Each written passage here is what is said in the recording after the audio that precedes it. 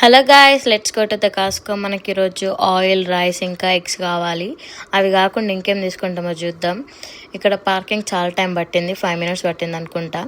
సరే అని లోపలికి వచ్చినాం. ఇక్కడ మాకు ఒక బాటిల్ అనిపించింది, దాని ప్రైస్ $5,000 ఉంది. అంటే మన ఇండియన్ రూపీస్లో 2,85,000 అనుకుంటా. మనకెందుకులే అని పక్కకు వచ్చేసినాం. ఆనియన్ తీసుకున్నాం, ఇంకా పొటాటోస్ తీసుకున్నాం, ఇక్కడ స్పినాచ్ తీసుకున్నాం, ఇంకా స్ట్రాబెర్రీస్ తీసుకుందాం అని చూసి ఉండే, కానీ అంత బాగాలేకుండే. సరే అని లైట్ తీసుకున్నాం. ఇంకా చెర్రీస్ కూడా చూసి ఉండే, అవి కూడా లైట్ తీసుకున్నాం. కార్న్ తీసుకున్నాం. ఇంకా ఇక్కడ మినీ క్రసెంట్స్ ఉండే. మినీ క్రసెంట్ అంటే నాకు చాలా ఇష్టం.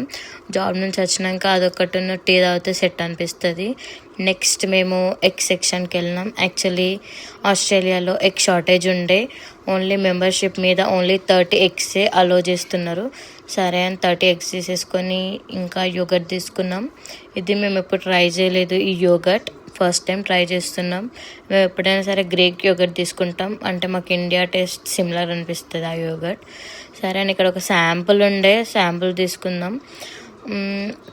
బ్రెడ్ టోస్ట్ అంతా బాగాలేకుండే, ఓకే ఉండే. ఇక్కడ స్కెల్టన్ అనిపించింది. ఒక సెకండ్ షాక్ అయినాం, చూసి భయంకరంగా ఉంది, మరి టూ మచ్ ఉంది. సరే అని బిల్లింగ్ సెక్షన్కి వెళ్ళినాం. 5 minutes పట్టింది. ఇంకా మనకు ఆయిల్ దొరకలేదు. ఇండియన్ స్టోర్లో తీసుకుందాం అనుకున్నాం. If you like the video, like, share and subscribe. Thank you. Bye. See you again.